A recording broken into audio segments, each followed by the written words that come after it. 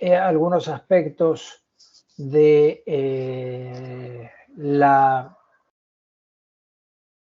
del derecho privado que hablan de cuándo nos organizamos para realizar determinadas cosas. Vimos la idea de la persona jurídica, vimos la idea específica de los patrimonios afectados a una finalidad económica, y dentro de todas estas figuras hay que empezar entonces a distinguir. Como decía yo anteriormente, una cosa es una persona jurídica, otra es, por ejemplo, un contrato que permita realizar una actividad parecida desde el punto de vista empresarial, es decir, la organización de los medios de producción, tierra, recursos, trabajo, capital. Digo, el concepto de empresa ya me han escuchado decir varias veces que tiene demasiadas definiciones en la ley y que de hecho uno las esquiva porque justamente la empresa es más amplio. La empresa puede ser desde la persona jurídica que vamos a analizar hasta el contrato que vamos a tratar más adelante, pasando por el sujeto individual, por la persona humana que puede desarrollar una actividad. Es decir, tiene muchas variantes. Para particularizar en alguno de estas distintas variantes que da la ley, hoy vamos a hacer una referencia entonces en lo que hace a lo que se llama fondo de comercio. Si ustedes van al último punto de la bolilla 1, van a encontrarse que se habla de empresa, sociedad y fondo de comercio.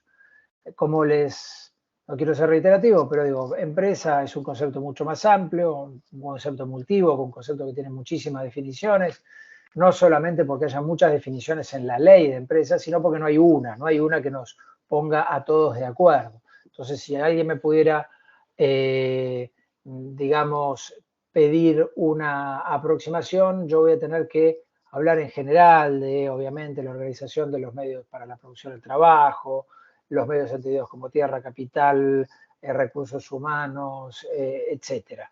Ahora, ese tipo de definiciones son muy amplias porque en ello entra desde una sociedad de la ley 19.550, una sociedad de la ley 27.349, una unión transitoria del Código Civil y Comercial como contrato asociativo, ingresa lo que antiguamente se conocía como el comerciante individual, el individuo que realiza una actividad, ingresa un patrimonio de afectación como puede ser un fideicomiso, ingresan un montón de cuestiones.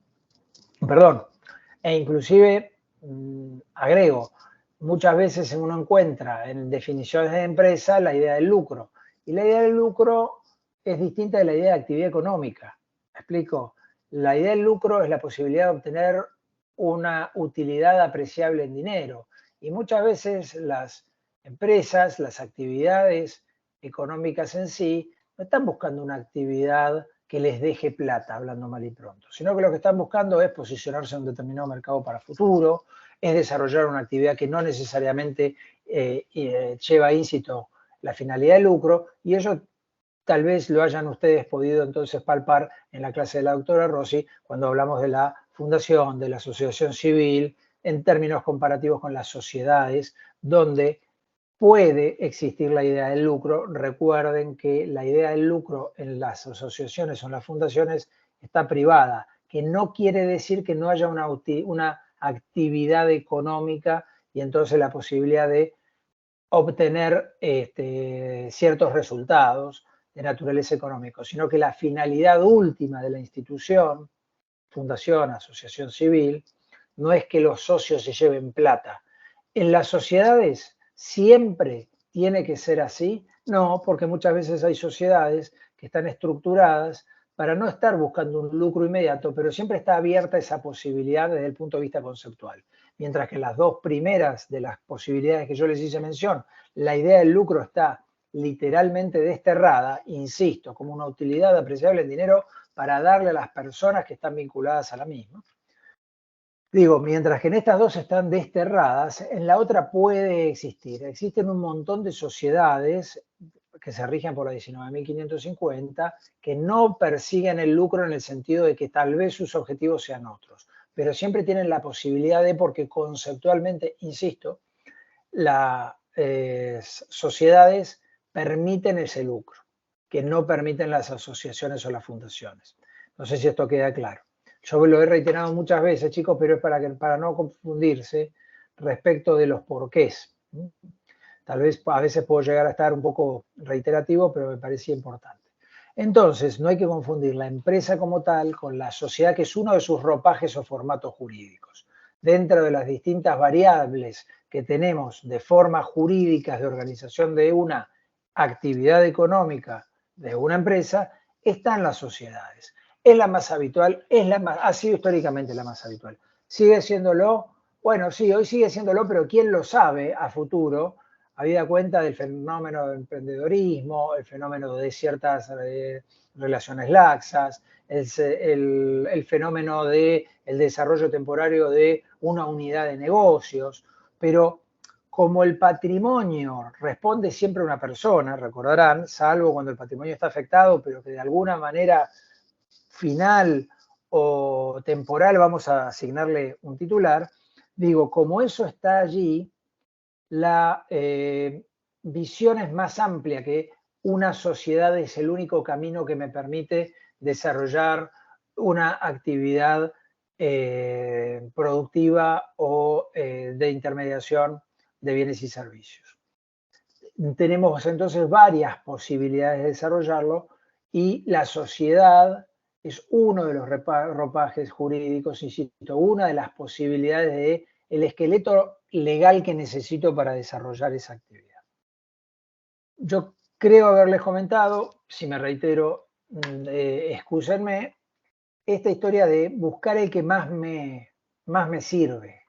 Y ahí uno empieza por distinguir las distintas personas jurídicas, luego servir analizando los tiempos del desarrollo del negocio, la forma en la utilización del patrimonio, la forma de tomar decisiones y por tanto llega a las conclusiones de cuál es ese ropaje jurídico. El ropaje jurídico de las sociedades muchas veces ha sido muy popular y lo sigue siendo porque permite aquello que ustedes ya estuvieron conociendo, que es la limitación de la responsabilidad que tienen los sujetos vinculados a la sociedad, a la entidad, porque la entidad en principio es la responsable patrimonial por sus derechos y obligaciones, no mezclándose con los patrimonios propios. Vamos a particularizar cuando lleguemos al análisis de la 19.550, pero esta historia de la personalidad jurídica nos permite tener un patrimonio propio y que el patrimonio de la entidad, del cual podemos llegar a estar vinculados como socios, por ejemplo, es independiente entonces de nuestro patrimonio personal. Dicho lo cual, hay que analizar entonces situaciones que están vinculadas a la idea de una actividad económica.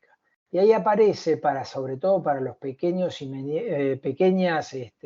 actividades, la idea del denominado fondo de comercio. ¿Qué es el fondo de comercio? ¿El fondo de comercio es una empresa? No, el fondo de comercio básicamente es una forma de organización instrumental de medios para un logro de una determinada finalidad económica, pero que se desvinculan del sujeto. Es decir, yo tengo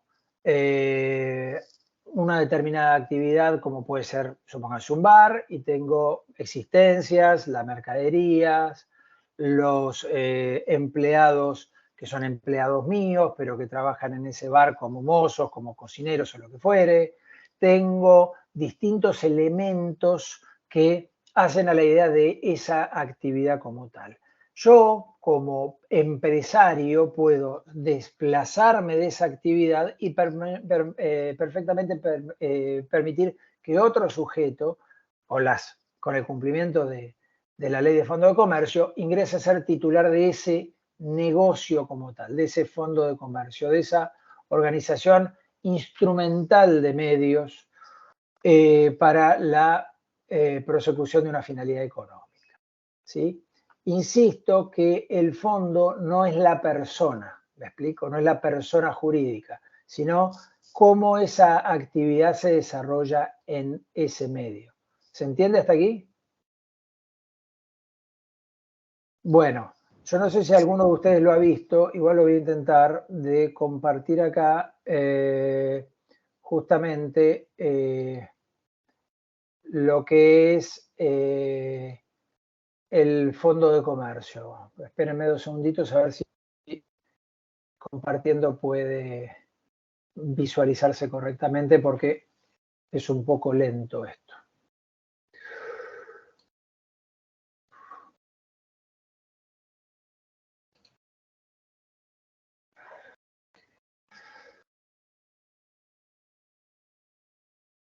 Díganme si se está viendo.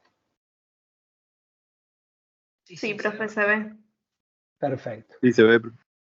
Bueno, en la idea del fondo de comercio, básicamente parte de que haya los denominados elementos tipificantes, que yo tenga un establecimiento, un conjunto de bienes, como el que acabo de escribir, en el hecho de el bar que tengo. Que esto se organice de una determinada manera, porque yo, como obviamente articulador de eso, que a veces se lo denomina empresario, voy haciendo combinar este tipo de conjunto de medios. Los insumos que se necesitan, los servicios o los bienes que se comercializan, cómo se utiliza entonces al personal para ello. Digo, tiene que haber en esto cierto tipo de conjunción entre los medios y la organización, teniendo en cuenta que obviamente quien desarrolla esta actividad asume un riesgo de naturaleza empresaria y obviamente está intentando ganar algún tipo de dinero o por lo menos producir una actividad económica con alguna finalidad.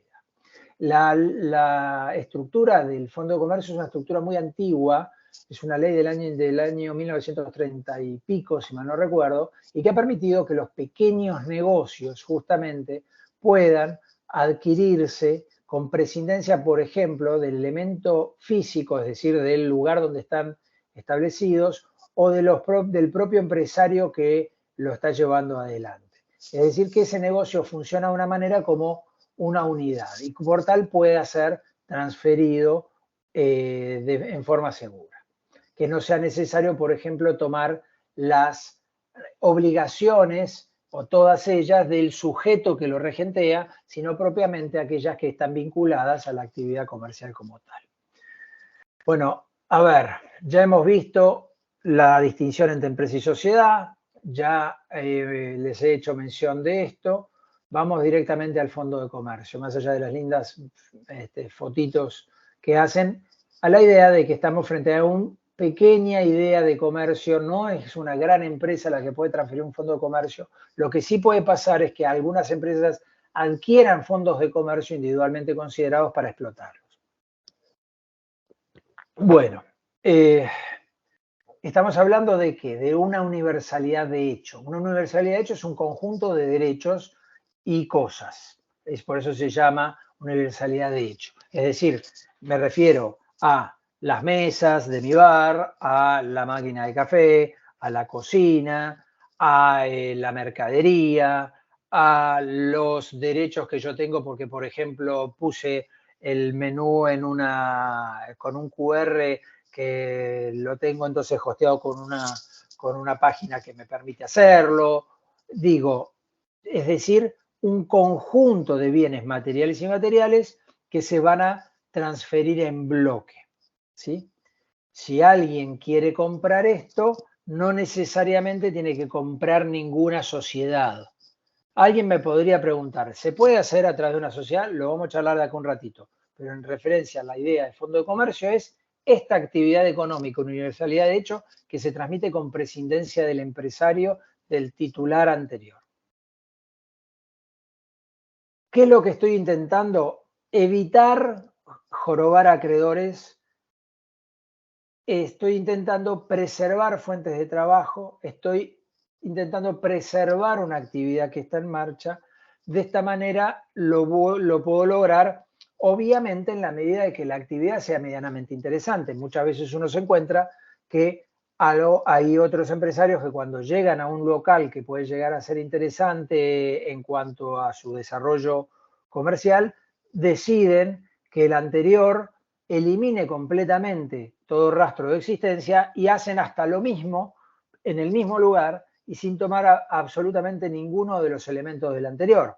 ¿Por qué? Porque en ese caso el empresario habrá evaluado de que no hay ningún valor añadido en lo que venía haciendo el anterior, no hay algo que realmente le interese. Cuando hay algo que le pueda interesar de lo anterior a ese empresario, lo que puede hacer es justamente lograr una cesión total o parcial de los bienes que constituyen ese fondo de comercio. Bueno, no es un sujeto de derecho, como yo les decía, no es un patrimonio de afectación, el patrimonio siempre va a tener que estar en cabeza de una persona, no es un patrimonio individual, sino que esta universalidad de hecho se va a transferir de un sujeto a otro. Obviamente que para hacer una universalidad de hecho podemos considerar total o parcialmente sus componentes. Supónganse que yo voy a transferir mi bar y la persona que quiere transferir entonces esa actividad está interesada en adquirirla, está de acuerdo en hacer una transferencia de fondo de comercio, pero por ejemplo las mesas y las sillas no le sirven más porque son viejas, porque no hacen a la modernidad que quiere establecerla al local o al negocio o cosas por el estilo. ¿Está obligado a quedarse con esas sillas y mesas viejas? No. Cuando listemos qué compone el fondo de comercio, me va a decir, esto queda fuera. ¿Qué podré hacer yo? Sacar esas mesas, sacar esas sillas viejas y vendérselas a un tercero, ver qué hago con ellos. Pero no van a ser, no es que está obligado el adquirente del fondo de comercio a quedarse con cosas que no le sirvan. Entonces existen elementos materiales como las instalaciones, las mercaderías y elementos de naturaleza inmateriales como que no están establecidos, bueno, lo vamos a ver un poquito más adelante qué sucede con los contratos, como el nombre, la enseña, si hay marcas, si hay patentes, si hay diseños. El nombre y la enseña son generalmente como es conocida esa actividad en esa zona. Digo, si el bar se va a dejar de llamar X y se va a llamar Y, va a perder, por ejemplo, algún grado de reconocimiento por parte de una eventual clientela. Entonces, lo interesante en ese caso va a ser tener presente que si se va a transferir, tal vez vaya a ser bueno conservar el nombre.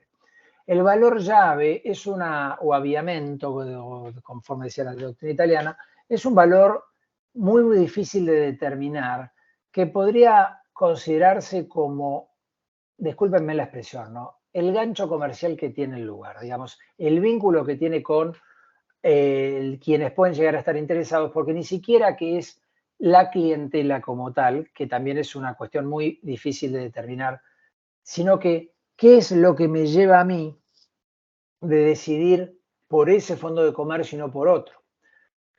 Sabiendo que obviamente las instalaciones, la mercadería, las obligaciones pueden tener un determinado valor, pero hay algo que permite entonces tomar la decisión al empresario de decidirse por uno y no por otro. Digo, los inmuebles, aclaración necesarísima, no son parte del fondo de comercio en ninguna circunstancia. Si alguien está interesado en establecer la compra y venta del inmueble o una locación sobre el inmueble, lo va a tener que hacer por separado. Digo, es una aclaración necesaria desde el punto de vista jurídico, desde el punto de vista empresario hay un elemento a tener en cuenta, que es que si yo voy a obtener la transferencia de un fondo de comercio vinculado a una determinada zona y las mudanzas siempre son dolorosas en el sentido económico, van a considerar entonces que puede haber una pérdida de valor por ese aspecto, con lo cual quien esté interesado en adquirir un fondo de comercio tendrá al mismo tiempo que hablar con quien sea titular del inmueble para tener algún grado de derecho para desarrollar esa actividad en ese fondo de comercio.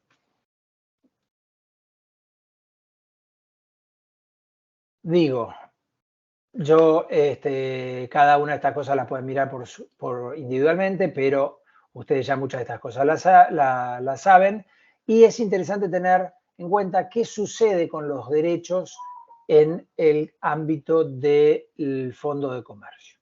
Básicamente por ley están excluidos, pero al mismo tiempo en la transferencia se tiene que decir qué va a pasar con los mismos. ¿Qué es lo que quiero decir con esto?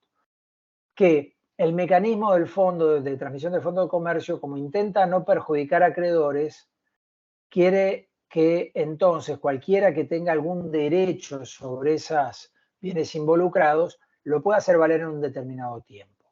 Que entonces quien, por ejemplo, también sea acreedor de terceros que esté transfiriendo ese fondo de comercio, aclare qué sucede respecto de esas acreencias. Si van a estar o no dentro de este macronegocio, tal que uno pueda decir, no estamos jorobando acreedores, no estamos entonces diciéndole a los deudores, confundiéndolos con cambios no advertidos respecto de quiénes sean los responsables de créditos y deudas.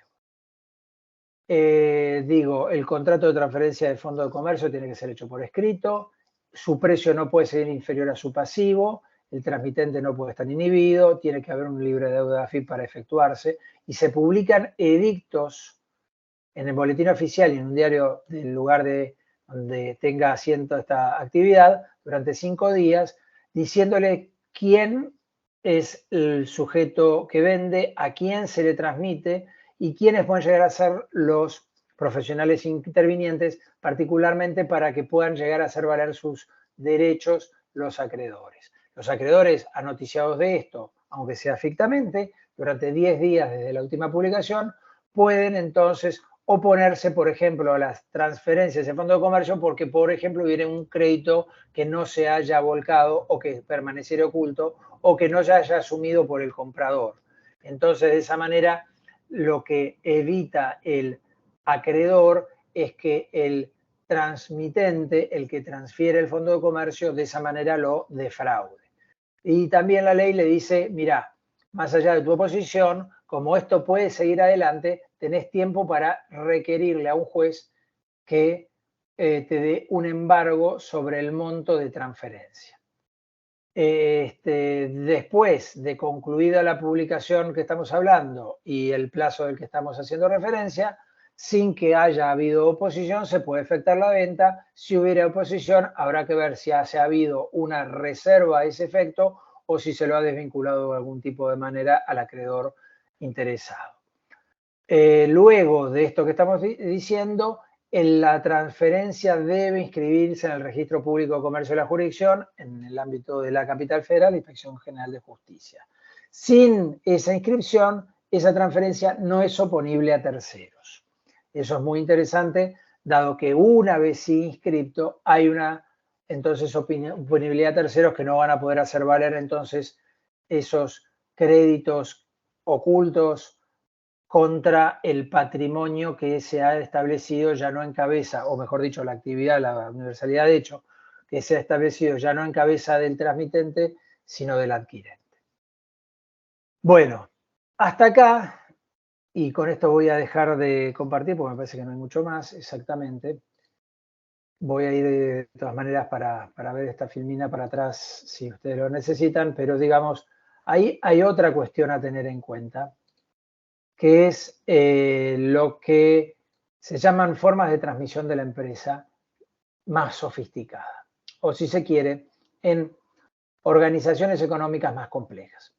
La transferencia de fondo de comercio no deja de ser una transferencia sencilla en algún punto. Ahí me estaba preguntando si cómo se transfiere. Creo que ya te contesté, Lucas.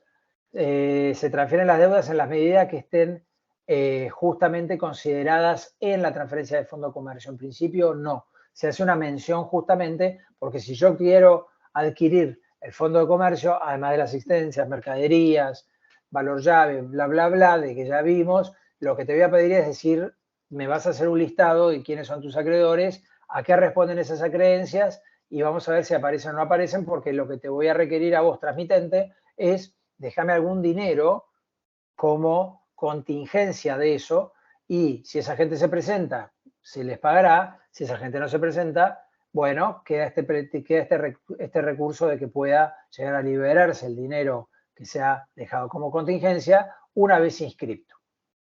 Eso es un poco en la práctica cómo opera. Pero yo quería volver para atrás en el hecho de otras formas de transferencia de activos o de empresas, como para desvincularlo de la idea de que la única manera de que un negocio se sustente es en la idea de la persona jurídica. Sí, obviamente que si la persona jurídica es, por ejemplo, una sociedad y si el capital social, es decir, las participaciones de los socios en esa sociedad se transfieren en un 100% a otros sujetos, lo que tenemos es una transferencia de la actividad económica, porque se ha transferido la persona jurídica que deja de ser de Juan, Pedro y Luis a Irene, Norma y Carla. Entonces, Lo que tenemos obviamente es una transferencia de la titularidad más que de la actividad en sí. La actividad siempre va a estar en cabeza de la propia sociedad.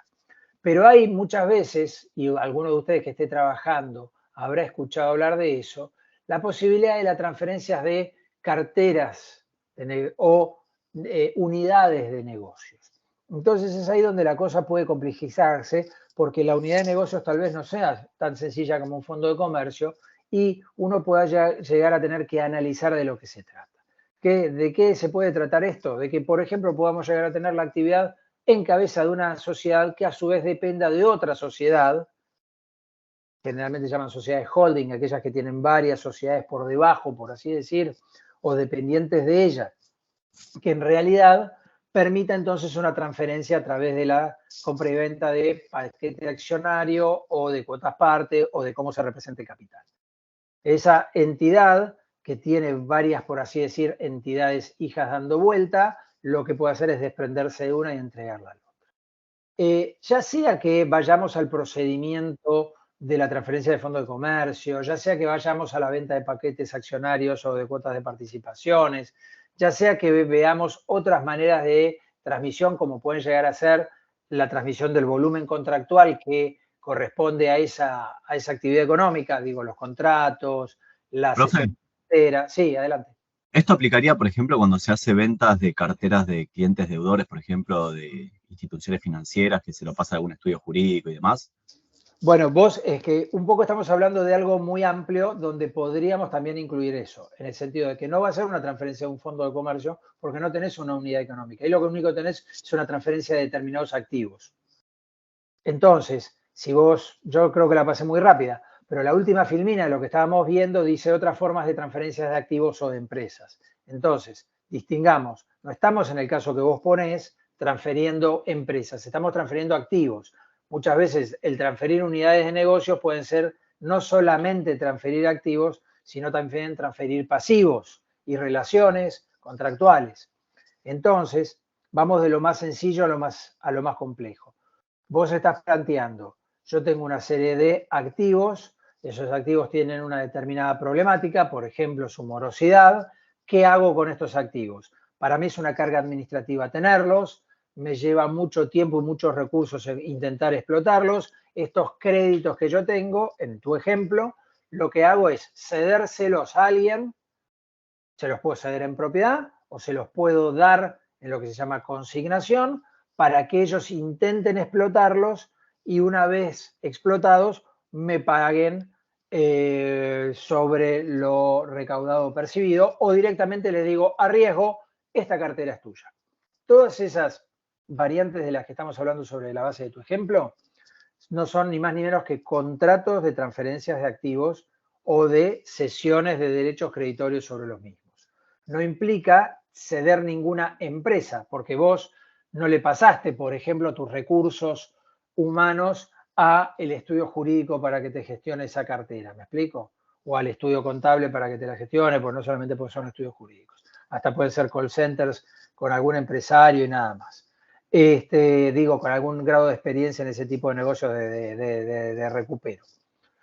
Pero hay otras circunstancias donde no solamente estoy cediendo un activo como tal vez estoy cediendo activos y pasivos en función de esa actividad que desarrollan. ¿Me explico? Excelente, profe, gracias. Bueno, entonces, estamos hablando de todas esas circunstancias, estamos hablando de cosas muy grandes, estamos hablando desde el detallecito que él pone como ejemplo, que está perfecto, hasta el fondo de comercio que yo les estoy diciendo, hasta la transferencia de una empresa. Pero digo, una empresa ya como persona jurídica es una caja de Pandora, es decir, es un montón de derechos y obligaciones adentro de una persona jurídica que tal vez me va mal o me va bien, tal vez me están metiendo el perro, si me permiten la expresión. No sé si los pasivos superan a los activos, si los pasivos son contingentes, si los pasivos son ocultos, si los pasivos son corrientes. ¿Me siguen? Digo, yo cómo hago, lo veo de afuera y veo que esa empresa anda bárbaro, es una persona jurídica, me dicen, le transfiero las acciones, las cuotas partes, las participaciones sociales, es decir, cómo se representa el capital.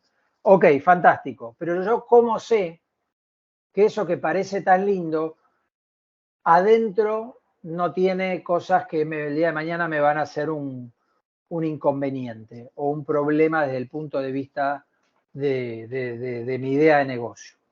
Entonces, ahí aparece justamente de cómo podemos evaluar correctamente esos activos y esos pasivos, para lo cual uno de los procedimientos más habituales se llama el due diligence o el de la debida diligencia, que no es un procedimiento estrictamente jurídico, sino que es jurídico, tributario, laboral, previsional, contable, por el cual yo analizo esos activos y esos pasivos para llegar a la conclusión si lo que reluce es oro. No sé si me voy a explicar. Ahora bien, yo todavía no estoy comprometido a adquirir a esa persona jurídica, ¿me explico? Yo no dije la voy a comprar sí o sí. Yo quiero ver si lo que me están diciendo es verdad. Entonces, para ver si lo que me están diciendo es verdad, voy a contratar un grupo de profesionales, generalmente son empresas mixtas de abogados y contadores, en el que se trabaja sobre el análisis de todos estos activos y pasivos. Pero el que me lo vende me está, disculpen la expresión, me está mostrando la ropa interior, por decirlo de alguna manera grotesca. Entonces tal vez es renuente a hacerlo así nomás. Entonces lo que ustedes se pueden llegar a encontrar es que para esa dinámica lo que va a haber es un preacuerdo, una suerte de precontrato entre quienes sean los titulares del paquete accionario o participaciones sociales de la empresa en cuestión, que van a articular cómo se obtiene información, porque si no, yo podría ser simplemente un paracaidista que vengo a sacar información a irme. Y lo que se trata es de determinar que no haya o que haya en la menor medida posible pasivos contingentes. Es decir, que el día de mañana me aparezca un martes 13. Que se establezca de la manera más profesional posible el análisis de la sanidad, si me permiten el término, de la entidad. Ese es un procedimiento bastante habitual que se hace muy generalmente cuando uno tiene justamente la idea de establecer adquirir una empresa que está en marcha, que esa empresa está sustentada en una persona jurídica. Yo quiero saber entonces que ese balance o esos balances tan bonitos que me han mostrado realmente se sostengan en una realidad económica contrarrestable. Y de ahí ese mecanismo, que generalmente es el que después va a abrir la venta de participaciones sociales, de acciones que se hayan convenido o preconvenido antes. Si todo esto da bien, entonces se dispara la transferencia de esa manera. No es la única manera donde va a haber transferencia de empresas, actividades económicas o activos. También existen las denominadas fusiones y adquisiciones, que las vamos a ver en su momento porque son parte de la Ley General de Sociedades y que ustedes tal vez escucharon hablar en alguna oportunidad como Merge and Acquisitions, ¿no? Es decir, por las palabras en inglés, de poder coordinar y combinar empresas o personas jurídicas tal que unas puedan absorber a otras, etc. Insisto que la idea de las fusiones y adquisiciones, que es un término jurídico, completamente jurídico, que está en la Ley General de Sociedades, no debe confundirse con las transferencias de unidades del negocio. Supónganse que yo soy la empresa A, que me dedico a la telefonía y estoy abandonando un determinado nicho de mercado que todavía tengo una unidad de negocios. ¿Qué hago? ¿La desarmo? ¿Rajo a toda la gente? ¿Dejo de cobrar los créditos que tengo a cobrar? Si yo me voy a dedicar a otra parte del mercado, bueno, tal vez hay una empresa de la competencia que le interese esta unidad de negocios. ¿Cómo hago para transferirla? Bueno, justamente de lo que se trata es de permitir que esa partecita de la entidad vaya, ya no quede en la empresa A, sino que vaya hacia la empresa B. Vamos a hablar un poquito de eso más adelante cuando veamos justamente el tema de fusiones y adquisiciones. No confundan esto con las decisiones empresarias de dividir unidades de negocios. Yo soy esta misma empresa A, me parece que este nicho de telefonía que nosotros estamos trabajando sería mejor por un tema de costos, por un tema de autonomía patrimonial, por un tema administrativo, que opere como una empresa autónoma. Entonces, ¿qué hago? La saco de la empresa y la hago hacerse una empresa autónoma, una persona jurídica distinta. ¿Me siguen? Esto permite entonces que seamos tal vez un grupo de empresas vinculadas, vamos a después ver más adelante lo que son las empresas vinculadas, las empresas controlantes y controladas, pero que los riesgos de esta unidad no impongan riesgos, valga la redundancia, al resto de la empresa. Es en términos muy genéricos que uno tiene que hablar esto, chicos, porque tenemos que llegar a fusiones y adquisiciones y para eso falta bastante, pero creo que lo van a poder visualizar claramente porque no hay un menú único.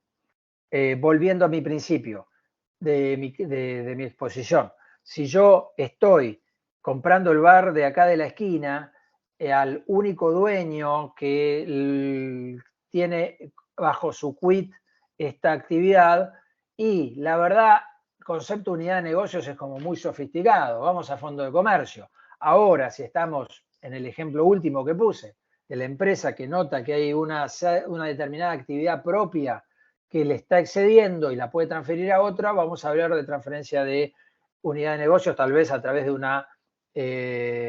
una escisión parcial o una adquisición por fusión. Si estamos entonces vigilando transferencias de activos en cualquiera de estas hipótesis, la debida diligencia refiere al análisis de esos activos. Y tomando un poco la pregunta de Lucas, digo, cuando yo vaya a la transferencia del fondo de comercio, también tengo que hacer un pequeño due diligence.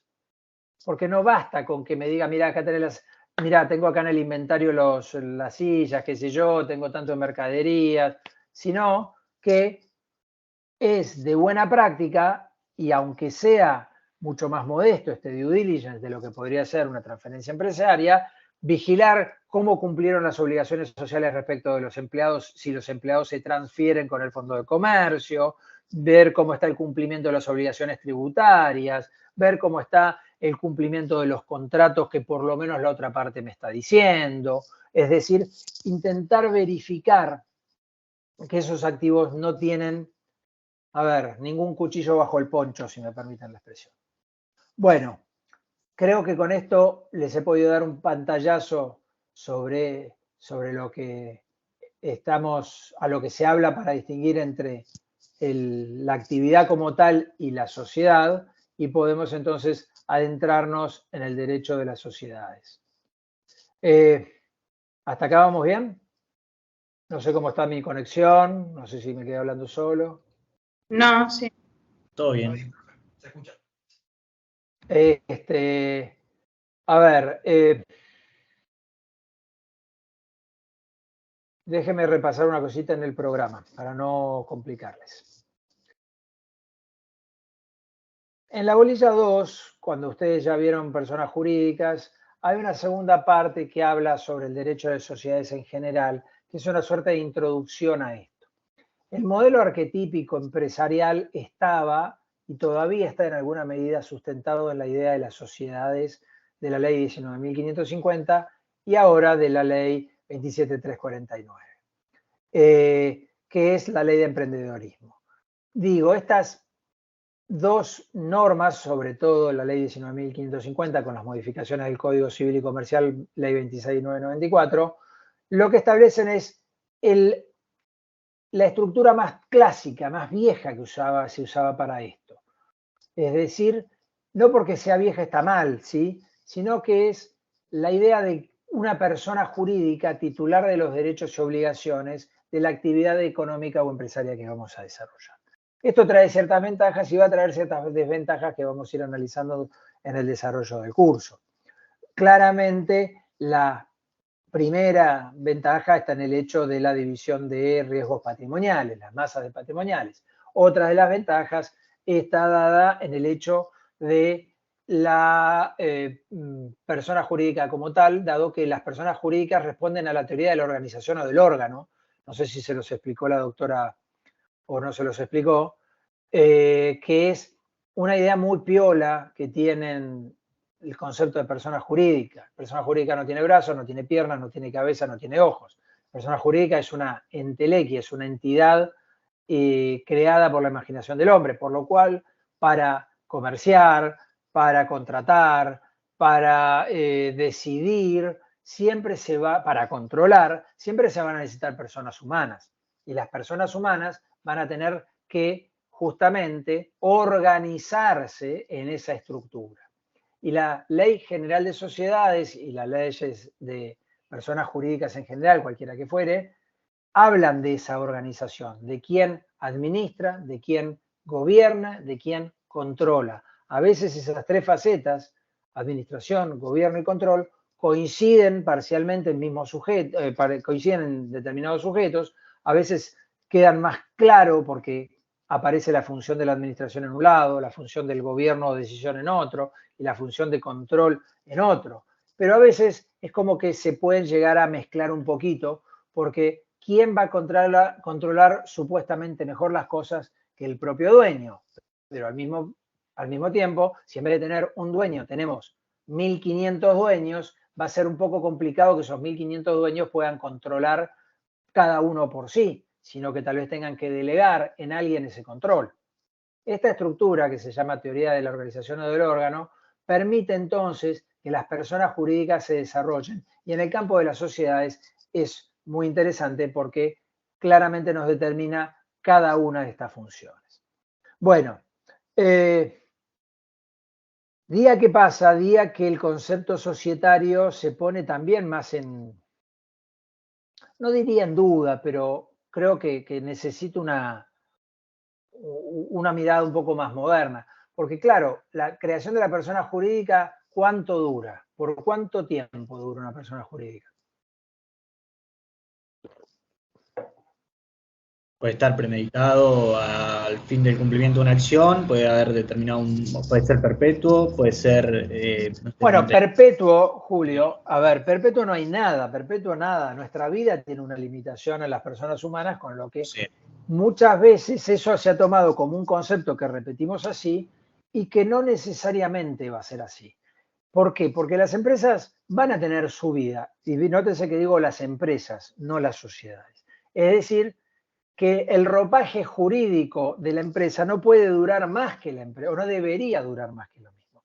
La práctica que indica que después de determinado momento hay un montón de empresas que han tomado el ropaje de la sociedad, que dejan de tener actividad y por tanto la sociedad queda inactiva, algo que ustedes deben haber escuchado varias veces.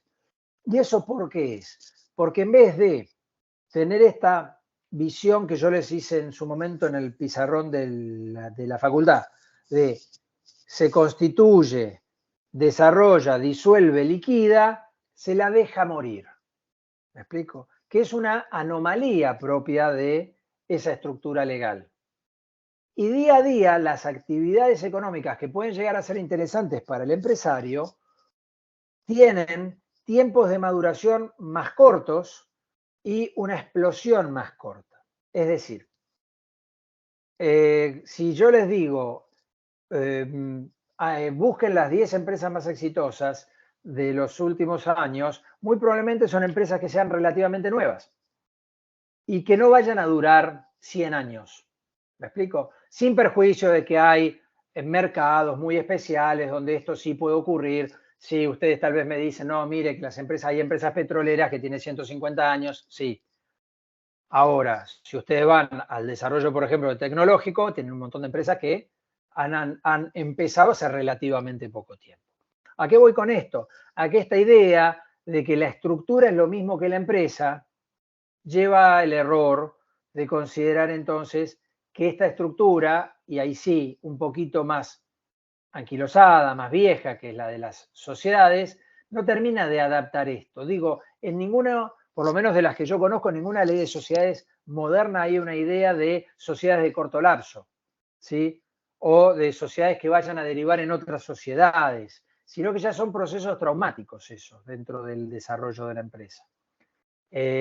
Entonces, lo que uno no puede hacer es decir, bueno, porque la empresa dice que va a durar en su estatuto 99 años, realmente lo vaya a hacer.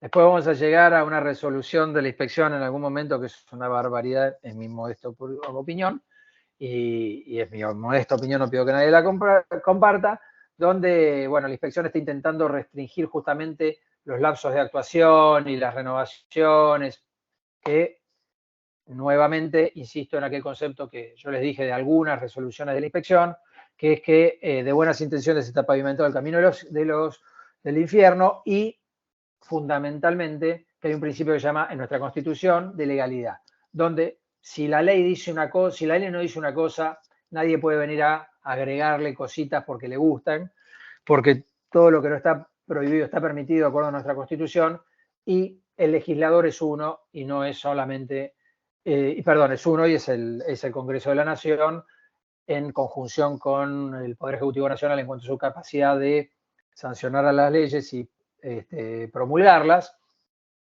con lo cual la tentación del funcionario de segundo orden de convertirse en legislador yo no la comparto, ni por un minuto. No, la profe nos dijo algo de eso, que la IGJ la limitó como a 30 años, creo, y que se saltó por encima del Congreso, digamos. Buenísimo, digo, para mí esa resolución es inconstitucional y ilegal en el sentido no de, sí, ilegal en el sentido que le hace decir a la ley lo que la ley no dice. Entonces, por vía las leyes obviamente se interpretan, ¿sí? Obviamente somos seres humanos y la interpretación literal no es la única que les cabe a las normas, pero uno no puede flexibilizar las interpretaciones más allá de lo que dice la ley.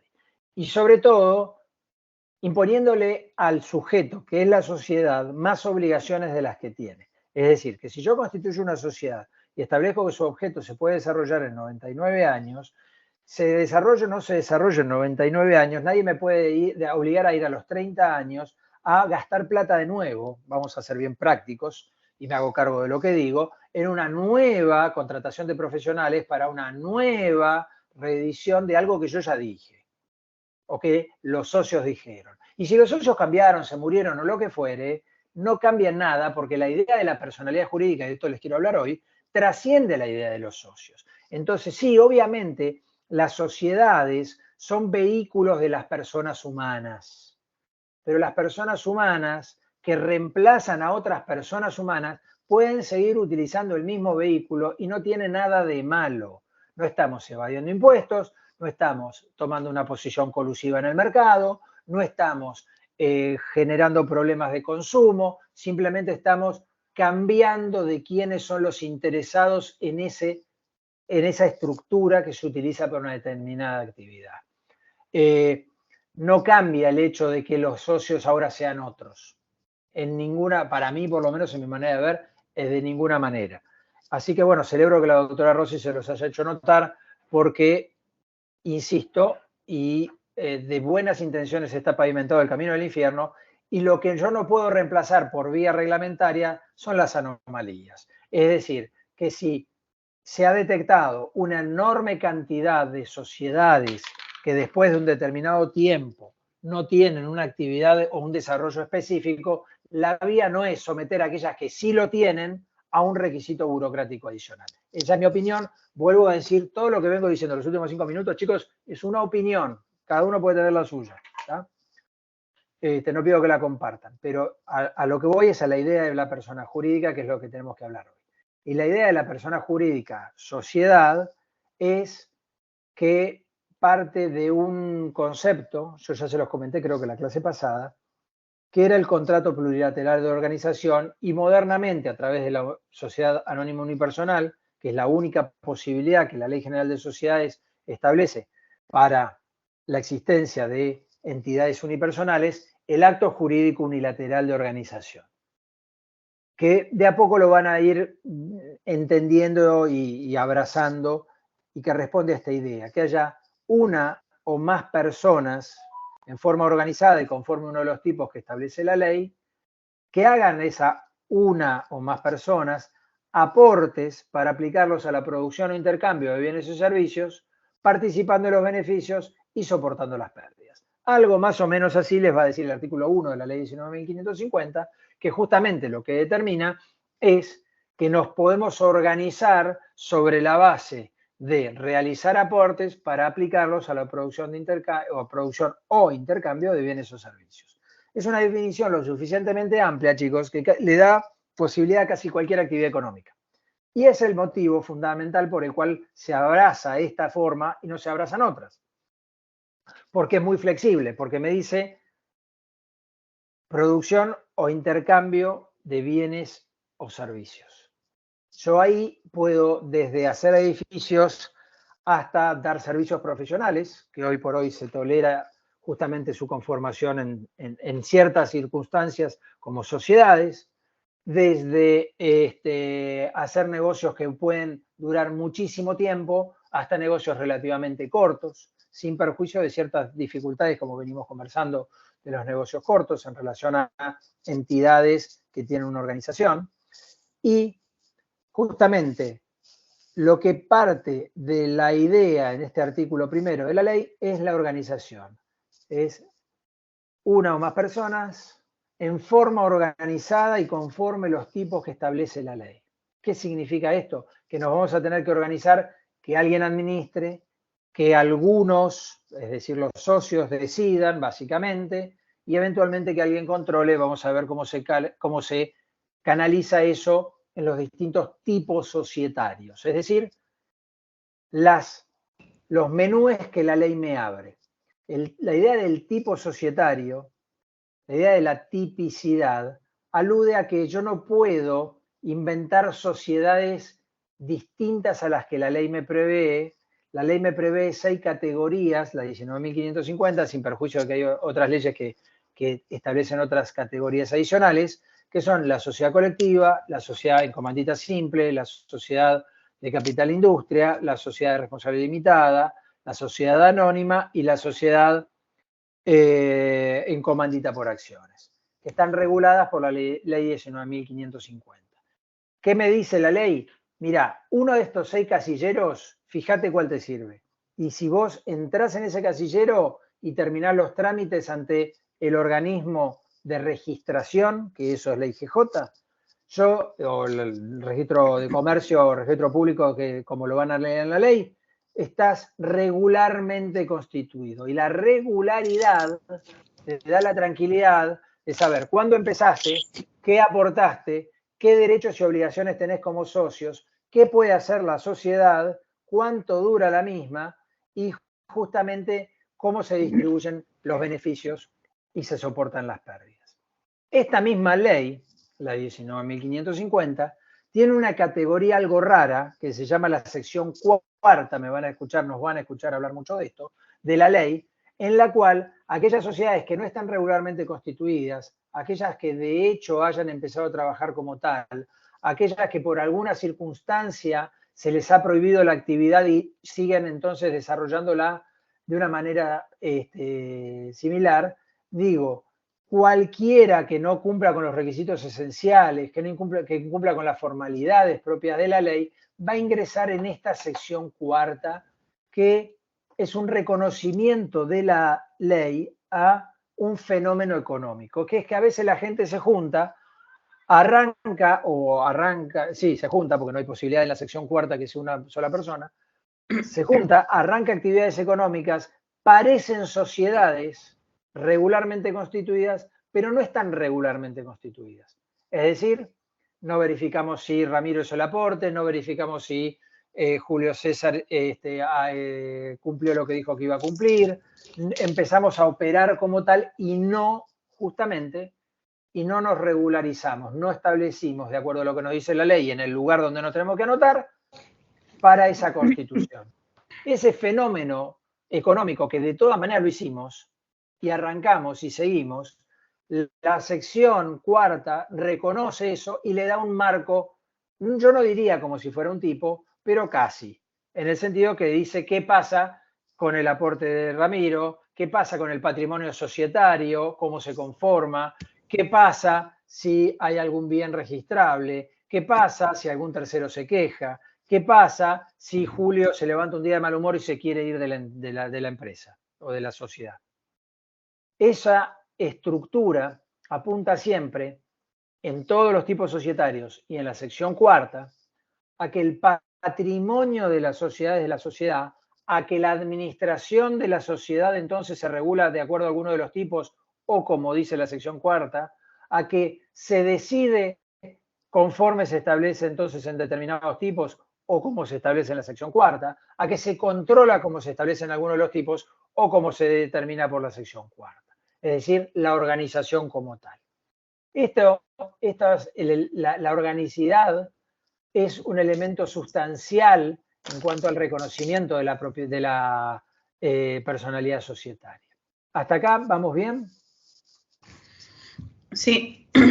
¿Me repite el número, profe, de la sección 4? Cuarta, perdón. La sección cuarta de la ley 19.550 está a partir del artículo 21. Del 21 al 27, si mal no recuerdo. O sea, profe, supletoriamente le Sí, al da... 26, sí. Profe, entonces supletoriamente lo que hace es determinar cómo va a funcionar o qué responsabilidad o cómo van a recaer las responsabilidades en caso de que no esté regularmente constituida. De hecho, esta sociedad de la sección cuarta es un poquito más amplia porque toma justamente ciertos fenómenos como aquellas sociedades que pierden regularidad o lo que fuere, por situaciones excepcionales, pero era algo que tal vez algunos de ustedes escucharon en su vida, aquellas viejas sociedades irregulares o de hecho. ¿Sí? La sociedad de hecho, yo me junto con Natalia y simplemente escribimos un papelito donde decimos que ella puso tal cosa, que yo puse tal otra, que nos vamos a dedicar a tal cuestión. Bueno, eso no es una sociedad regularmente constituida, porque para hacer eso tendríamos que haber cumplimentado con lo que dice la Ley General de Sociedades, que es, bueno, después lo vamos a analizar, artículo 11, artículo 13, es decir, regularmente constituirse como tal e inscribirse a tal efecto. Inscribirse en el registro de personas jurídicas, es decir, en la Inspección General de Justicia, en el registro público, no fiscalmente. Ya sea que yo quiero tener una sociedad regularmente constituida o que tenga una sociedad de la sección cuarta, perfectamente le puedo sacar la quit. ¿Sí? De hecho, en la jerga fiscal se le llaman sociedades simples a las sociedades de la sección cuarta. Y en realidad, las sociedades simples es una de las posibilidades de la sección cuarta, no la única. Que son generalmente las sociedades irregulares, pero que tienen algún tipo de documentación. Es decir, en mi ejemplo de Natalia, no es que con Natalia ya nos pusimos a trabajar directamente y listo, sino que escribimos un papelito entre nosotros. Mínimamente tenemos algo. ¿Está? Esa situación mínima no quiere decir que si no tuviéramos papelito no tendríamos sociedad, porque lo que la sección cuarta refleja es la actividad como tal. Y dice, bueno, si la gente no hizo las cosas bien, o como nosotros entendemos que debería hacerla, que es con una sociedad regularmente constituida, le damos este marco legal. No es un tipo societario, pero le damos un marco legal, en el que después lo vamos a ver con detalle, porque vamos a tener toda una clase en la que charlemos seguramente de sección cuarta, o una parte importante de una clase, y vamos a ver que no todo es oro, no todo lo que reluce es oro. Digo, la sección cuarta también es un dolor de cabeza porque, por ejemplo, los aportes se prueban por cualquier medio. Mientras que los aportes de una sociedad regularmente constituida están en el estatuto, en la Constitución, es decir, el papel que presentamos en la inspección y que quedó regularmente constituido. Entonces, ahí sí se dice que Julio aportó un auto. No lo ponemos en tela de juicio.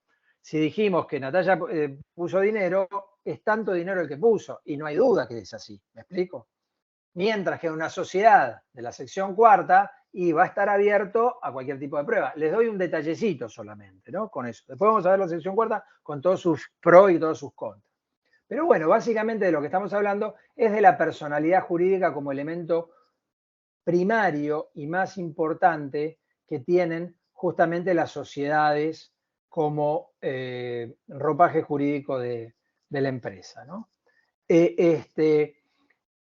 Allí, para pertenecer a una sociedad, obviamente el sujeto tiene que tener una determinada capacidad. Sí, tiene que ser capaz de obligarse, tiene que ser capaz de contratar, porque si no, no puede desarrollar esa actividad. digo, participar de esa empresa, de esa sociedad que vaya a desarrollar esa actividad. El principio es un principio de la denominada tipicidad, sino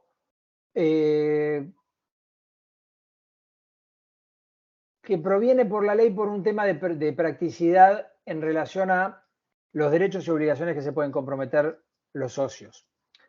Finalmente, cuando yo abrazo un determinado tipo social, estoy diciendo cómo responden los socios por las obligaciones sociales, además de cómo se organiza la entidad. Entonces, esos 6 tipos societarios que yo les acabo de nombrar van desde lo más sencillo desde el punto de vista organizacional, pero lo más grave de la responsabilidad del sujeto, a lo más complejo desde el punto de vista organizacional, pero más sencillo respecto de la responsabilidad del sujeto. Es decir, que si yo tengo una sociedad colectiva, lo vamos a ver después, artículo 125 de la ley, yo respondo por las obligaciones sociales en forma subsidiaria. ¿Sí? Eso quiere decir que en principio responde la sociedad con todo su patrimonio, ¿sí? Pero solidaria e ilimitada. Habrá que excutir, eso sí, excutir significa agotar, chicos, es decir, que alguien vaya contra el patrimonio social, lo agote y después puede venir por el todo de la deuda contra mí y en forma ilimitada. No es que me tiene que pedir a mí un porcentaje y otro, supongamos que Julio también es socio, a Julio. ¿Está? Eso hace en la sociedad colectiva que la organización sea realmente muy sencilla, porque para que los sujetos puedan tener una directa vinculación con esa actividad. En las sociedades que se llaman de capital, sociedad responsable limitada, sociedad anónima, sociedad en comanditas por acciones, la figura del socio es más un aportante de capital que un director, que puede hacerlo, de un director de orquesta. ¿Me explico? No es que está prohibido que esté vinculado con los negocios. No, para nada. Pero la idea es que pueda limitar su responsabilidad a la integración del capital suscripto y que, por tanto, si la entidad tiene una situación en la que no puede hacer frente a sus obligaciones, sea problema del acreedor y la entidad, ya no del socio que habrá terminado en su responsabilidad con la integración del capital que se obligó a suscribir. Si bien lo vamos a ver después, hago una precisión porque estoy hablando muy técnico. Cuando hablamos de aporte, estamos hablando de obligaciones de dar en las sociedades de capital y obligaciones de dar o de hacer, dependiendo de qué tipo de sociedad, en las sociedades de interés. La sociedad de colectiva, la sociedad de capital industria, la sociedad en comandita simple, son llamadas sociedades de interés. Se llaman sociedades de interés porque lo que me interesa es tenerlo de socio a Julio y no a cualquiera. Me interesa tenerla de socio a Natalia y no a cualquiera. Las sociedades de capital, me interesa más el capital que trae Julio, y si el capital no lo trae Julio, lo trae Ramiro, no me importa, me interesa más el capital que trae. Por eso se llaman sociedad de capital y sociedades de interés. Y como les decía, en una hay una mayor, si se quiere, complejidad organizacional, y en otros hay, si se quiere, una complejidad menor, pero al mismo tiempo hay una mayor responsabilidad eventual del socio por las obligaciones sociales. Y los requisitos que se van a requerir para la constitución de unos y otros van a ser más exigentes en un caso y menos exigentes en otro. Bueno, hasta acá yo les estoy dando un paneo de lo que es el derecho societario dentro de la ley 19.550, que es la ley madre de las sociedades, porque luego aparecen, por así decir, cosas medias particulares, como por ejemplo las sociedades de garantía recíproca, que les vamos a ver al final del curso, regidas por la ley 24.467, que utilizan, si se quiere, un andamiaje muy parecido a las sociedades de la ley 19.550 y que tienen un sentido muy específico, porque las sociedades de garantía recíproca son una suerte de mecanismo de financiación indirecto para pymes a través de sociedades justamente calificadas como tal. No viene al caso ahora analizarlo porque nos vamos a ir por las ramas. También la ley 27.349 trae la denominada sociedad por acciones simplificada, la SAS, que no está regulada por la Ley General de Sociedades, sino en forma supletoria. Es decir, si la ley 27.349 se olvidó decir algo, se aplica la Ley General de Sociedades. pero tiene su propia regulación en la 27.349, que la vamos a analizar, y que tiene cosas muy parecidas, claramente muy parecidas a la Ley General de Sociedades. No idénticas, pero muy parecidas, porque tiende a, como su nombre lo indica, o quiere a simplificar los trámites de constitución y de llevar adelante, sobre todo, pequeñas sociedades. De hecho, la ley 27.349 no es la ley de sociedades por acciones simplificadas solamente, sino que es la ley de emprendedorismo. Y en uno de sus capítulos está la regulación de esta sociedad que yo les estoy haciendo mención. En uno de sus capítulos, no en todo su articulado, porque su articulado habla muchas veces justamente, bueno, muchas cuestiones, de cuestiones impositivas, de cuestiones que hacen a supuestamente la intención del desarrollo del emprendedorismo en la Argentina. Vamos a verlo en su momento, no está exenta de críticas, tiene, a mi manera de ver, graves omisiones de control, que han sido algunas muy bien señaladas por una de cal y una de arena, por la inspección y otras no tanto,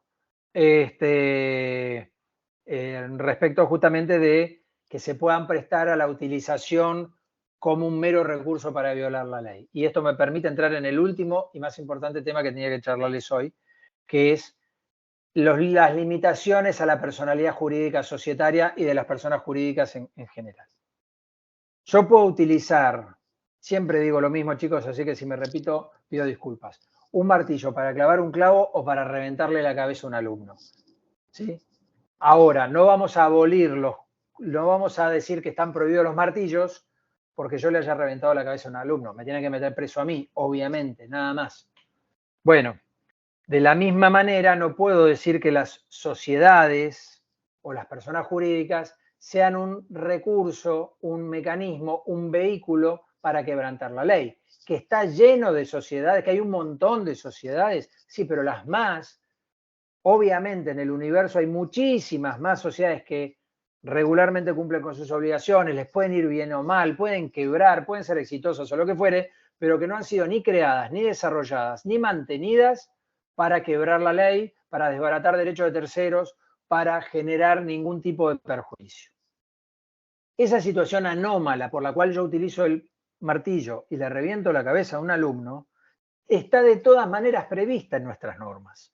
Es decir, nuestro Código Civil y Comercial lo extendió afortunadamente para personas jurídicas que no sean sociedades. La ley 19.550 desde hace muchísimo tiempo tiene en la última parte de su artículo 54 una disposición que hace justamente a la teoría del corrimiento del velo societario. ¿Qué son estas palabras tan complicadas? Digo, si yo estoy utilizando la sociedad como un mero recurso para violar la ley, para desbaratar derechos de terceros, ¿sí? Lo que hay que hacer es correr la sociedad y irme a buscar a mí y traerme.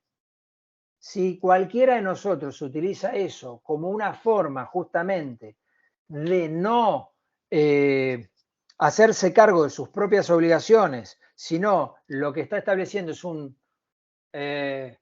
una suerte de velo, como dice la ley, algo que cubre quien está atrás, lo que hay que hacer es descorrerlo. Esto lo pueden llegar a escuchar o leer como la teoría del descubrimiento del velo societario, la punctuation de los alemanes, de disregard of the legal entity de los norteamericanos. En todos los ordenamientos jurídicos mundiales hay normas que dicen, mira, si vos estás usando esto, en realidad, como una mera fachada, no te podés prevalecer de esto. La ley faculta a que te vayan a buscar y te traigan. Entonces, cuando utilizo una entidad en realidad para cometer cualquier tipo de tropelías y, ojo, que el artículo 54 dice esto.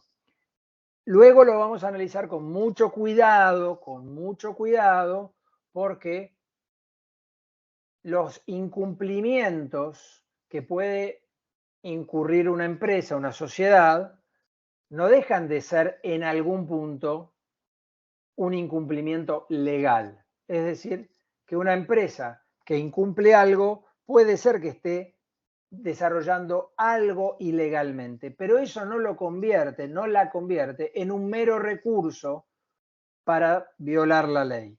Digo, si yo dejo de pagar los impuestos que tengo que pagar o las cargas sociales en la empresa que yo tengo, en la sociedad que yo tengo, eso me puede llegar a tener determinadas consecuencias. Si yo incumplo un contrato, también puedo tener determinadas consecuencias. Ninguno de estos ejemplos que yo he puesto, en principio, son suficientes para afirmar que creamos la sociedad o la sostenemos como un mero recurso para violar la ley. Ahora bien, en determinados marcos legales, como el laboral o el tributario, el incumplimiento de ciertas normas de seguridad social, tributarias o laborales, de determinada forma, son interpretadas para poder saltar el velo societario sin destrozar la sociedad. Me explico. Si yo descubro que una sociedad que en realidad estábamos intentando hacer contrabando y la habíamos establecido como una sociedad importadora, sí, además de la nulidad por objeto ilícito del artículo 18 o 17, 18 de la Ley General de Sociedades, tengo la posibilidad de aplicar la teoría de el descubrimiento del velo societario e ir a buscar a los contrabandistas, directamente personas humanas que se apañan atrás de la persona jurídica. Pero también puede suceder que, por ejemplo, una entidad tome empleados en lo que se llama en la Argentina en negro, es decir, fuera de la regularidad laboral, y que por tanto luego tengan que ser responsables no solamente la sociedad como tal, sino sus administradores y sus socios. Pero eso se va a ver con mayor detalle oportunamente, porque ahí hay una aplicación, si se quiere, moderada de la teoría del corrimiento del velo societario a la situación puntual y concreta, que además tiene muchos grises a analizar. No porque no esté bien, sino porque en algunas oportunidades pueden darse incumplimientos que no sean eso. ¿Me explico? Digo, tomamos una persona en blanco y le liquidamos mal el sueldo. ¿Eso es suficiente para considerar, es una ilicitud? Claro. ¿Por qué? Porque la ley de contrato de trabajo dice que el sueldo hay que liquidarlo de una manera. Lo pudimos haber hecho hasta sin intención, con lo cual es una enormidad aplicar la teoría del descorrimiento del velo societario a una mera incumplimiento donde ya la entidad como tal tiene su sanción e incluso desde el punto interno de la propia entidad tendrá cómo sancionar a quienes le hicieron meter la pata. Pero bueno, me parecía muy importante que empecemos a tener presente este criterio, el criterio de que la sociedad es un medio, pero es un medio lícito y sostenido en el tiempo. No es un mero recurso para violar la ley en todos los casos, ni podemos establecer que la excepción es principio. Esto se llama inoponibilidad, que está en el último párrafo del artículo 54, y que no solamente puede darse en estos ejemplos, sino inclusive en situaciones internas de las sociedades. Muchas veces las sociedades son puestas para evitar que se cumpla la legítima de los herederos, es decir, la porción de la herencia de la cual no pueden ser privados, o la denominada sociedad conyugal de los cónyuges, que es un régimen de patrimonialidad que existe en la Argentina. Yo algo les comenté en alguna clase, para las personas humanas. Digo, no solamente está dado en el hecho de que yo puedo jorobar al fisco o a los empleados. Yo puedo jorobar a muchas personas con esto y yo puedo estar persiguiendo finalidades ilícitas en ese sentido, y la idea es, principio general, la persona jurídica es persona jurídica, tiene su propio patrimonio, es distinto de los miembros que lo componen y las responsabilidades son estrictamente las que fija la ley. cuando se da una circunstancia excepcional, puedo buscar descubrir ese velo societario. ¿Está? Bueno, a ver, algún otro punto de estos que yo vea que sociedad como sujeto de derecho, sociedades irregulares, atípicas a las sociedades regulares simples y residuales, efecto de la registración. Bueno, después vamos a ver los efectos de las registraciones digitales o no digitales, ¿no? Porque justamente la ley de emprendedorismo trae justamente la idea de la registración digital y es todo un tema. Toco un último punto que está en el acápite cuarto de la segunda bolilla, que es la regulación de la capacidad en el Código Civil y Comercial. Ya les dije que obviamente tienen que tener capacidad para contratar quienes sean socios de una sociedad. Obviamente tienen que expresar su consentimiento en el acto constitutivo. ¿El acto constitutivo qué es? Cuando yo voy a conformar una sociedad, sea que estoy solo y va a ser una sociedad unipersonal, o es con alguien y voy a ser otro tipo societario, lo que tiene que haber obviamente es un acuerdo en el sentido de qué tipo de sociedad vamos a hacer, qué aportes le vamos a dar, etcétera. Eso se llama el acto constitutivo. El acto constitutivo tiene que ser formal, porque tiene que ser hecho en instrumento privado o en instrumento público, dependiendo del tipo de societario que elijamos. Y además de todo eso, tenemos que cumplir una serie de requisitos, que lo vamos a ver seguramente en la clase que viene, para que la entidad quede regularmente constituida. Este punto que yo les estoy trayendo viene entonces de la mano de que la ley actualmente permite que ya no solamente yo pueda constituir una sociedad solo, ya no solamente pueda constituir una sociedad con mis socios, sino que yo puedo constituir una sociedad con mi cónyuge, pese que hay un régimen especial de patrimonialidad entre cónyuges. Permite las sociedades entre cónyuges de cualquier tipo, hoy actualmente. Y ahí, yo creo que en algún momento, en alguna clase, alguna referencia les hice, no estoy muy seguro, me confundo a veces los cursos, con el hecho de la sociedad conyugal. ¿Yo les hablé de la sociedad conyugal? ¿No? ¿Nada? Bueno, voy a intentar explicar rapidito en 10 minutitos esto. Cuando las personas son de estado civil casada en la República Argentina, al momento del casamiento, durante, tienen la posibilidad de establecer un régimen de separación de bienes. Es decir, mis bienes son míos, los de mi mujer son mi mujer, los de mi mujer son de mi mujer. Si nada se dice, se presume que los cónyuges están de acuerdo en que con el hecho del matrimonio nazca una conformación de una masa patrimonial bastante peculiar. Es decir, que yo voy a llegar al matrimonio con los bienes propios míos y a partir de que me case va a haber una presunción de aquellos que se generan durante el matrimonio son de carácter ganancial. Es decir, son míos, siguen siendo míos de mi titularidad, pero sobre los que mi mujer tiene una expectativa. ¿Cuál es su expectativa? Cuando concluya la sociedad conyugal, sobre el 50% de esos gananciales, es decir, sobre la mitad de eso. Digo, yo trabajo, estoy casado, me compro un auto, el auto es mío,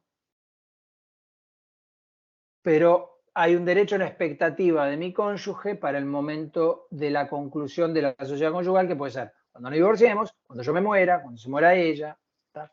En las posibilidades, o cuando cambiamos al régimen de ganancialidad.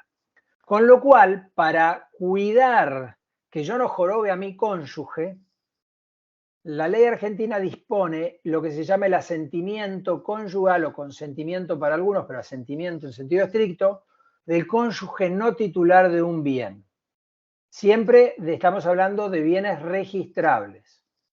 Entonces, si yo quiero vender el auto, además de firmar yo que le vendo mi auto a XX, va a tener que dar su asentimiento mi cónyuge. Es decir, mi cónyuge va a tener que expresar ese asentimiento por escrito o de la forma que corresponda de acuerdo a la naturaleza del bien. ¿Me siguen con eso? Eso es muy importante porque la ley argentina cambió sustancialmente con la modificación del Código Civil y Comercial en lo que hace a participaciones sociales en sociedades. En principio, después vamos a ver alguna excepción más en particular, pero si yo en una sociedad quiero transferir mis acciones, mis cuotas parte, mis participaciones, pasa lo mismo, porque son bienes en principio registrables. Es decir, como yo participo en una sociedad, se registra. Después vamos a ver dónde se registra y cómo se registra. Entonces, ahí también está presente la idea del asentimiento. Por eso los menciono ahora, porque tiene algunas excepciones, lo vamos a ver un poquito adelante, porque si no les voy a reventar la cabeza, como son justamente la colocación de títulos valores en mercados. En ese caso no es necesario el asentimiento, la transferencia en ese caso no es necesaria. Ahora, las denominadas sociedades cerradas, aquellas que no hacen oferta pública de su capital, el asentimiento es imposible de esquivar. Profe, ¿y qué pasa, por ejemplo, qué pasa, por ejemplo, los bienes que fueron transmitidos a título gratuito, digamos? Ponele, recibiste una donación y la querés transmitir para una... Bueno, todos los bienes, porque sean por causa o título anterior al matrimonio, se consideran gananciales, y aún las donaciones, salvo que te vengan justamente por causa o título anterior, se consideran gananciales. O sea, vos podés transmitirlo a la sociedad, por ejemplo, sin el Yo podría donarle a mis hijos, que tal vez sea tu ejemplo, y si mi hijo está casado, la cosa cambia. ¿Por qué? Porque la causa de la donación es que es mi hijo. Entonces la causa o título es anterior a. Cuando yo heredo a mi padre y estoy casado, lo heredé cuando ya estaba casado, pero la causa o título es anterior a. ¿Se entiende? Digo, no les quiero dar todo el régimen específico de la ganancialidad, porque son unos cuantos artículos del Código Civil y Comercial y tienen sus complejidades. Para darles un solo ejemplo. Se entiende que los frutos de los bienes propios son gananciales, como principio general, pero hay excepciones, como cuando uno reemplaza plantel en el ganado. Es decir, yo tengo terneros que supuestamente son gananciales, pero como reemplazan vacas propias, se consideran propias. Les puse para ese ejemplo, no para complicarle la vida, sino para entender que el tema, yo les doy un marco general, después hay cuestiones específicas. Tomando lo que dice, lo que estamos conversando. Si yo tengo, por ejemplo, participaciones en una sociedad y dan dividendos, a ver, les digo desde ya, distingan resultado, utilidad, dividendo. El resultado es lo que logra en principio la sociedad. Si es de signo positivo, se llama utilidad, ¿sí? Y es económicamente positivo, es decir, es apreciable en dinero, es utilidad. Y si se decide su distribución, es dividendo. No son lo mismo, ¿está? Digo, entonces hay dividendo, significa que yo voy a cobrar plata de la sociedad. Che, qué buena noticia. El dividendo, en principio, es ganancial.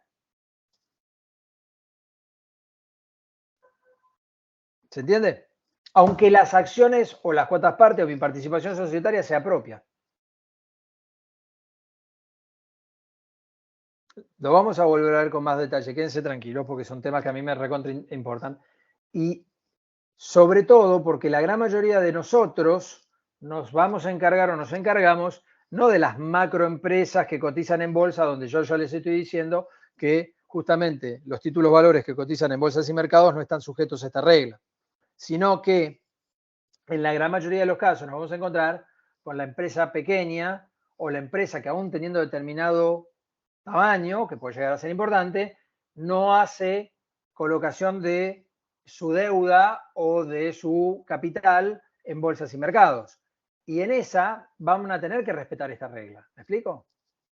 Esta regla que les estoy diciendo. Esta clasificación entre sociedades abiertas, aquellos que hacen oferta pública de su capital o de la deuda que emiten, y aquellas sociedades cerradas, que son las que no lo hacen. Hay un montón de sociedades inmensas, muy grandes, que son sociedades cerradas, porque no van a esa circunstancia, y el capital en las transferencias necesariamente va a sufrir esta necesidad de asentimiento. ¿Se entiende lo que estoy explicando? digo, el asentimiento conyugal es una nulidad relativa, hablando de acto jurídico, la ausencia de asentimiento, digo, que tiene un plazo cortito, de 6 meses. Pero, digo, si ustedes el día de mañana como profesionales se encuentran con que fulano o fulana de estado civil casado le transmite a perengano y algo les está faltando, el asentimiento del cónyuge del transmitente. Si está el asentimiento, perfecto. Bueno, sí. No, yo también lo estaba relacionado, antes de que lo menciones, a la inoponibilidad de un tercero. Por ejemplo, si estoy casado, vendo, igual era lo que dijiste, los bienes registrables dotan de oponibilidad ante terceros. Pero poner, no sé, se me ocurre lo único, vendo mi auto y estoy casado, o sea, lo adquirí después de casarme y no firma mi mujer, perfecto. El día de mañana ella viene y dice, este acto es inoponible porque yo no presté consentimiento. Y por ser inoponible es nulo, digamos. No, es inoponible a ella y la nulidad es relativa. Ella puede invocar la nulidad del acto, correcto, pero a ver, una cosa es la nulidad, otra cosa es la inoponibilidad. La inoponibilidad es frente a ella, no frente a terceros, en la medida que esté registrado. Es decir, el tercero, digamos, es de palo en este caso. Y después la nulidad no afecta al orden público, con lo cual es relativa. Con lo cual, por eso la ley te dice, mira, tenés 6 meses para quejarte.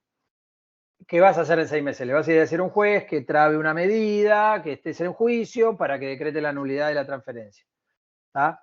Entonces, perfecto. Cuando vos estás adquiriendo, por ejemplo, una participación societaria y decís, che, pero vos estás casado, ¿no? Ahora, si te mienten el estado civil, eso es otro tema. ¿Tá? Bien. Bueno, a ver si cerramos este tema. Pero si el bien lo adquirí antes de casarme, ¿igual necesito la firma de la otra parte? Depende de qué bien sea, pero en principio con cuotas y acciones no, salvo que hubiere, digamos, acciones a emitir, ¿me explico? O capital. A ver, no quiero complicarte, Lucas. Digo, cuando vos transferís algo que era tuyo de antes, no necesitas el asentimiento de tu cónyuge, salvo en el caso de los inmuebles, para el caso que hubiere hijos menores incapaces. Pero eso es otra cuestión, es una circunstancia tuitiva para aquel inmueble que sea sede del hogar conyugal y haya hijos menores incapaces. Pero estamos hablando de participaciones sociales.